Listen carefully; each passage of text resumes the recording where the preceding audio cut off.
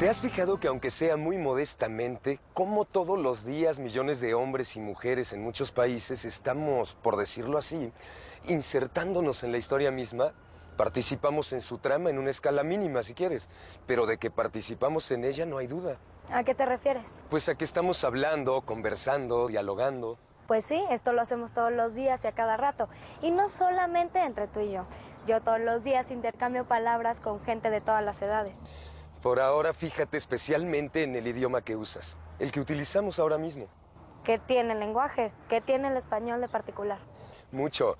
Piensa nada más en que en este mismo territorio estuvieron establecidos diversos pueblos indígenas que no hablaban esta lengua sino las suyas.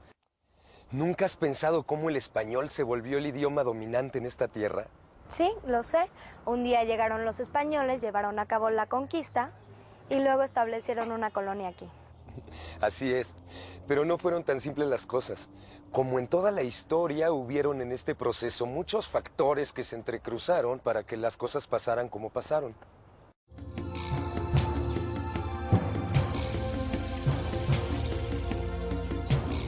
Acabas de decirlo tú misma. Un día llegaron los españoles. Lo importante en el estudio de la historia es saber con precisión por qué llegaron. Hubo una razón principal. Los españoles querían hacerse más ricos. Los españoles vinieron y se instalaron en este territorio durante 3 siglos en busca de oro y plata, para llevar estos metales a España, para el lujo de la corte y de la vida de los reyes, y para fortalecer su poderío en Europa y en otras regiones del mundo. Cristóbal Colón llegó a estas tierras en 1492, es decir, a fines del siglo XV. Los españoles vienen a América a lo que ahora es México a comienzos del siglo XVI. La guerra de conquista de Tenochtitlan concluye el año de 1521. Fue una guerra dura y muchas veces cruel. La conquista y también la colonia entrañó una larga serie de prácticas violentas y de crímenes. Los españoles no solo constituían un ejército, no. Integraron instituciones muy complicadas para poder ejercer el gobierno en este territorio. Los españoles trajeron de modo natural su cultura a este suelo y trataron de imponerla por encima de las culturas indígenas existentes. Ocurrió entonces un hecho histórico de enorme importancia. ¿Se liquidarían las culturas nativas? ¿Morirían avasalladas por la que llegaba del otro lado del océano? ¿Podrían convivir esas dos concepciones diferentes de la vida y de la muerte? Del arte, del paso del tiempo, de la condición de los niños, las mujeres, los hombres, los ancianos. Vaya que es un gran problema el que surgió entonces. Y yo creo que puede decirse que se impuso la cultura que trajeron los españoles. Tienes razón. Los españoles rompieron las viejas formas de organización de los indios mexicanos y cuando no las rompieron fue para aprovecharse de ellas y lograr sus propios fines. Los españoles formaban un grupo vasto y poderoso. No solo contaban con armamento, tenían también una larga experiencia en lo relativo a instituciones jurídicas, políticas, económicas. Su cultura también gozaba de cabal salud. Era una cultura que tenía 2 ejes principales: el idioma, precisamente, y la religión. Y supieron usar esos 2 ejes también como una especie de arma en la formación y el desarrollo de la colonia. Para comprender nuestra historia es fundamental darse cuenta de la trascendencia que tiene el hecho de que una cultura imponga a otras el conocimiento y uso de otra lengua, por fuerza distinta de las lenguas usadas originalmente en el territorio colonizado. El lenguaje expresa no solo el nombre de las cosas, sino que expresa conceptos, sentimientos y una visión del mundo completa. La cultura de un país está fundada en gran parte en su lenguaje. Uno de los elementos que nos identifica con nuestra cultura es el lenguaje. Los españoles implantaron el uso de su idioma entre los indios mexicanos. Fueron los frailes quienes enseñaron el español a los indios. Los franciscanos, los dominicos y los agustinos, en una primera fase. y más tarde se incorporarían los jesuitas. La Iglesia Católica tuvo una enorme importancia en la vida española en aquel tiempo. Sus miembros traían a los fieles la palabra de Dios. Enseñar el español significaba volver cristianos a los indios, que seguían cultos paganos, es decir, que estaban condenados según los españoles. El poder de la colonia y de la monarquía provenía de Dios, en primer lugar. En segundo lugar, como cristianos que eran, tenían la obligación de hacer cristianos a los otros. Tenían la obligación de salvarlos. De este modo, los españoles llegaron a creer que lo que hacían en este territorio y a aquellos hombres y mujeres indios a los que sometían era una obligación moral. Algo esencialmente bueno. Los españoles dominaron a los indios, a los mestizos, a los integrantes de las castas para salvarlos. ¿Y el oro y la plata que buscaban y que extrajeron y se llevaron en grandes cantidades? ¿Ese oro y esa plata pasaron a segundo término? Puede ser como tú dices, en efecto. Lo cierto es que este asunto es tema de grandes e interminables discusiones. Hay historiadores que piensan que ambos propósitos fueron complementarios, es decir, que les importaba tanto su labor de evangelización como su labor de explotación. ¿A qué explotación te refieres? Porque pensándolo bien hubo dos, la de los recursos naturales, minería y agricultura sobre todo, y la explotación de los hombres, o sea, de los que producían la riqueza que los españoles buscaban. Es verdad lo que apuntas, sin duda. Y me refiero a las dos explotaciones que mencionas. Las dos serían complementarias a la evangelización. Otros historiadores piensan que la evangelización fue en gran parte solo una máscara, una trampa que servía solo para asegurar la dominación. Sin embargo, hubo también hombres concretos que entregaron sus mejores esfuerzos a causas justas, por amor a los otros y por amor a Dios.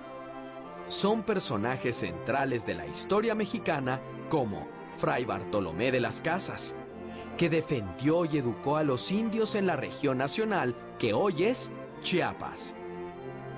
Vasco de Quiroga, educador en Michoacán. Fray Pedro de Gante, que no era español, sino de los Países Bajos, pero que viene aquí traído por los españoles y funda, con paciencia y un empeño enorme, la primera escuela de música existente en América. Una escuela a la que asisten entusiasmados niños por decenas.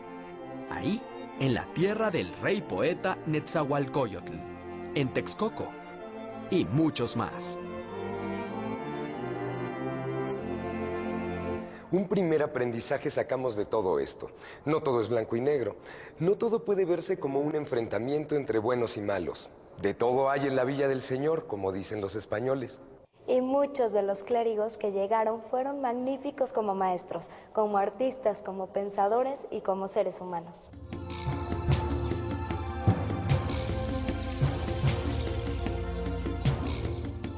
Me imagino que todo esto requirió de una enorme organización. Supongo que no se trató de llegar y someter por las armas y convencer con la palabra a los pobladores de aquí para extraer riqueza material y para salvar sus almas, como decían. Pero primero tenemos que pensar en la gran importancia que tuvo el virreinato de la Nueva España. No solo abarcaba lo que ahora es México, sino otros dominios españoles en Norteamérica, en Centroamérica, Asia y Oceanía. Por ejemplo, las Islas Filipinas, en el extremo oriente del mundo, pertenecían a España. Hacia allá iba y de ahí venía a Acapulco el famoso galeón de Manila, también conocido como la Nao de China. Una embarcación que llevaba y traía mercancías y que fue de suma importancia durante toda la colonia. Mucha riqueza salió de ese intercambio comercial con el Oriente para la corona española y para los comerciantes y los mineros novohispanos, porque mucho de lo que salía de aquí era oro y plata, que se cambiaba por sedas, porcelanas y otros productos. La organización de la Nueva España se basó en las encomiendas, que eran en realidad privilegios que se concedían a señores españoles. Consistían en dar a los señores muchos de ellos destacados dirigentes en la Guerra de Conquista, grandes extensiones de tierra y grandes grupos de hombres para que los organizaran y los pusieran a producir. Los encomenderos tenían poder absoluto. En la Nueva España hubo también importantes centros mineros, como Guanajuato, San Luis Potosí e Hidalgo. La minería fue un gran generador de riqueza para la corona, y los reyes usaron esa riqueza en el financiamiento de los gastos de la corte y de su propio gobierno para pagar sus guerras contra otras potencias europeas y para acuñar moneda circulante, el real, antes que el peso del México independiente. Por un lado estaba el virrey, máxima autoridad nombrada por los reyes. Además, en el campo del gobierno estaban los oidores, o sea, los miembros de la Real Audiencia. Estaban también otras autoridades como los corregidores que gobernaban en las provincias. Pero en el campo económico, los mineros fueron los más poderosos, así como los comerciantes. El intercambio de mercancía con la propia España, con Perú y con China sobre todo, aunque siempre estuvo bajo el control de los españoles en Europa, dejó inmensas ganancias a los comerciantes novohispanos. Los propietarios de las tierras del campo controlaban la agricultura y la ganadería. Fueron los hacendados, pero en realidad no eran tan ricos como los mineros y los comerciantes. Y su actividad, con todo lo importante que debió ser, no alcanzó gran desarrollo en aquel periodo.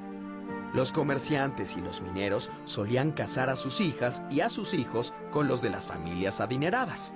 Es decir, se casaban entre ellos, lo que originó que el dinero estuviera en pocas manos y que comenzaran las llamadas familias de abolengo o de linaje. Entre ellos se concentraba casi toda la riqueza de la Nueva España. Por otra parte, la Iglesia cumplió durante el virreinato varios papeles. Ya hemos hablado del de la evangelización y la educación, pero había muchos otros ámbitos en los que la Iglesia ejercía un control absoluto.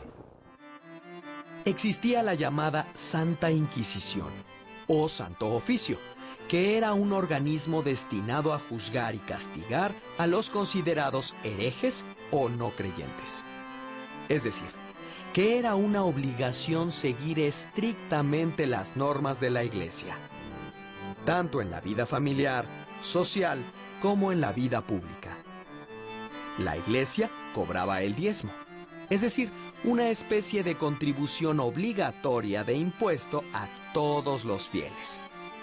Sus miembros estaban a su vez claramente divididos en jerarquías, desde el arzobispo hasta los curas pobres, remitidos a pequeños poblados, como José María Morelos en Michoacán, por citar un gran ejemplo. Al mismo tiempo, la Iglesia poseía grandes extensiones de tierra y una enorme cantidad de edificios en las ciudades. Además, funcionaba como una especie de banco. Prestaba dinero a mineros y comerciantes en determinados momentos. Alquilaba propiedades. Su poder era inmenso.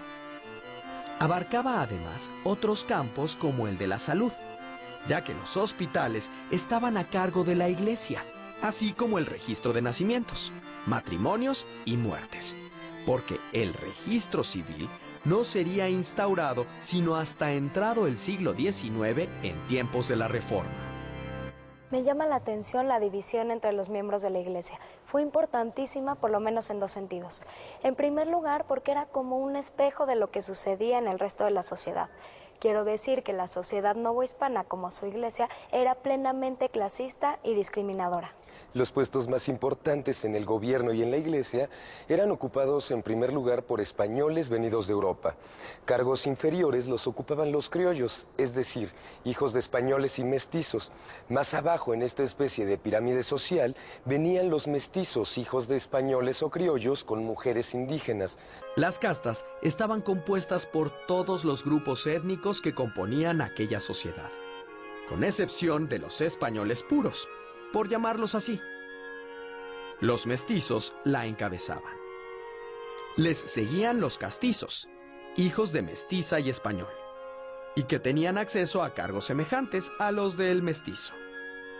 Había un grupo llamado de los españoles, compuesto por hombres y mujeres que eran mezcla de castizos y españoles y que eran muy semejantes a los ibéricos europeos.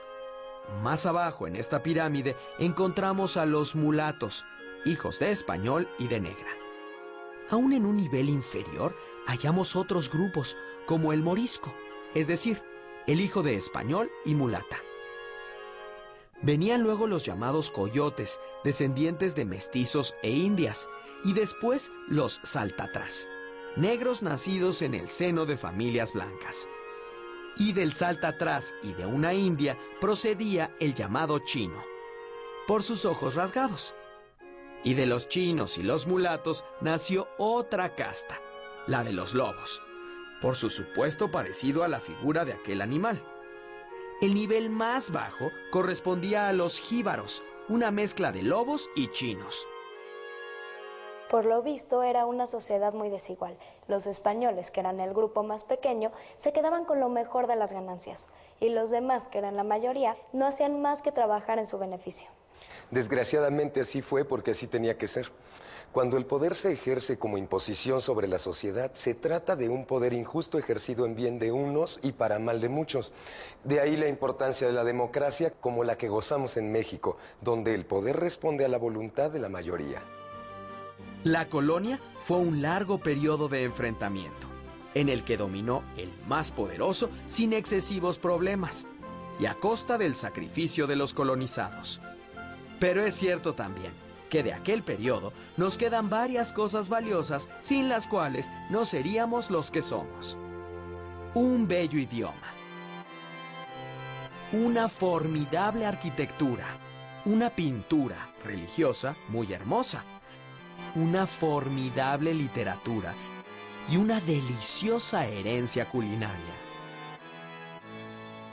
En la época virreinal se vivió un largo periodo de sombra, pero al mismo tiempo aparecieron luces de gran potencia capaces de alcanzar obras de gran belleza y profundidad en diferentes campos de expresión. La arquitectura, la pintura y la escultura virreinales nos dejaron verdaderas maravillas. Tenemos joyas como Santa Prisca, el convento de Santo Domingo en Oaxaca, la iglesia de Tepotzotlán con sus altares barrocos, las catedrales como la de la Ciudad de México o la de Puebla, ciudades completas como Zacatecas y Morelia.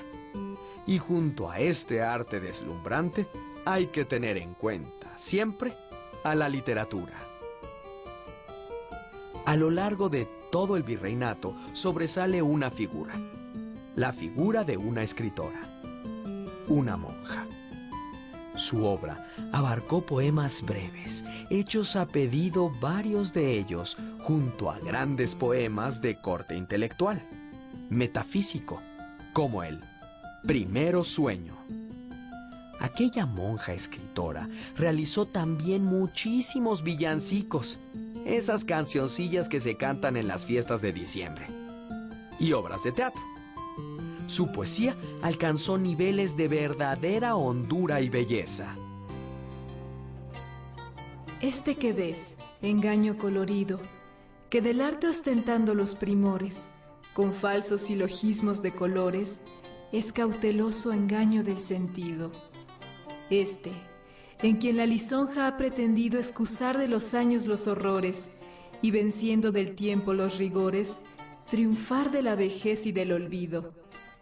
Es un vano artificio del cuidado, es una flor al viento delicada, es un resguardo inútil para el hado, es una necia diligencia errada, es un afán caduco y bien mirado, es cadáver, es polvo, es sombra, es nada. Hubo también otros autores novohispanos de mucho valor, como el poeta Carlos de Sigüenza y Góngora, o Juan Ruiz de Alarcón, un magnífico dramaturgo. La pintura, por ejemplo, surgió en México por la necesidad de decorar los templos y conventos, y no puede ser considerada como la mezcla del arte indígena con el arte español.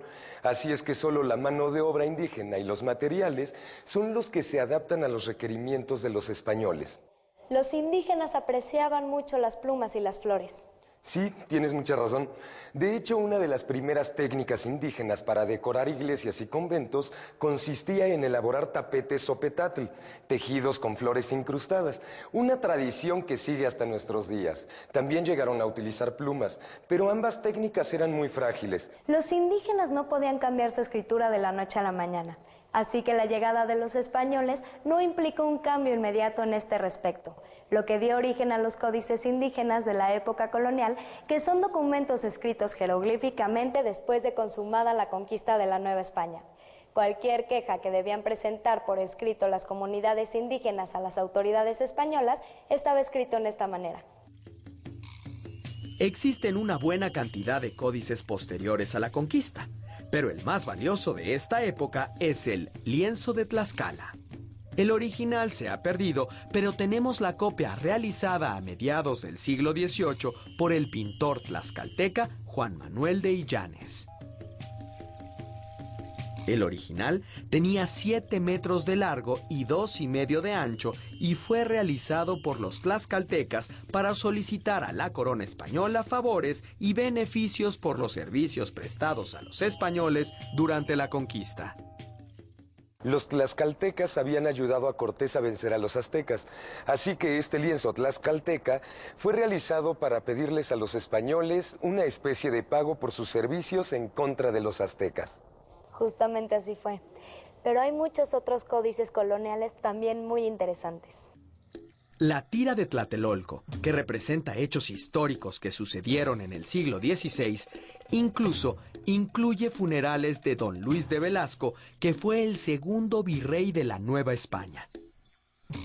O el Códice Mendocino, llamado así por el primer virrey de la Nueva España, el virrey don Antonio de Mendoza. Lo mandó pintar para enviarlo al emperador Carlos V.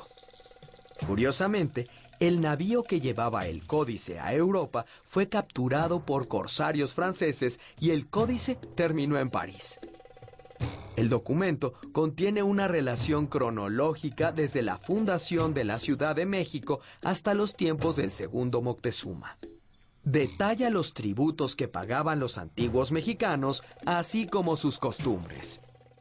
Pero los indígenas también tenían muchas habilidades como orfebres. Esas habilidades y la cantidad de joyas que encontraron en estas nuevas tierras fueron algo que sorprendió mucho a los conquistadores. Los indios conocían el arte de la platería en forma casi perfecta.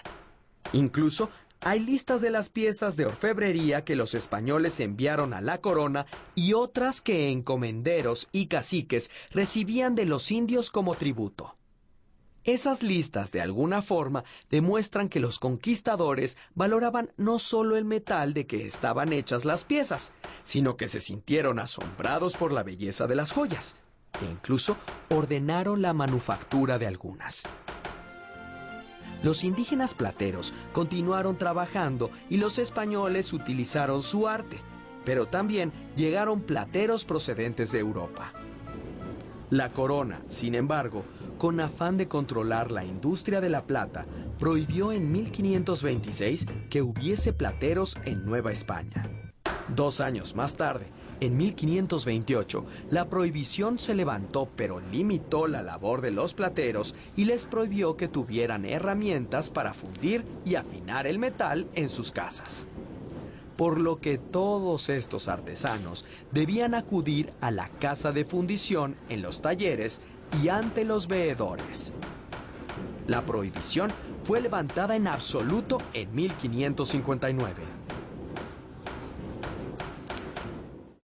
Como vimos, la colonia en México obedeció al interés español por obtener más recursos, de forma que sus actividades económicas principales como la minería, el comercio, la agricultura, siempre estuvieron organizadas y orientadas a rendir la mayor cantidad de frutos para los conquistadores. Sin embargo, como ya vimos, la colonia tampoco puede ser vista en blanco o negro. Hubo sus matices y muchos de los religiosos que vinieron a estas tierras tenían un verdadero interés en los indios.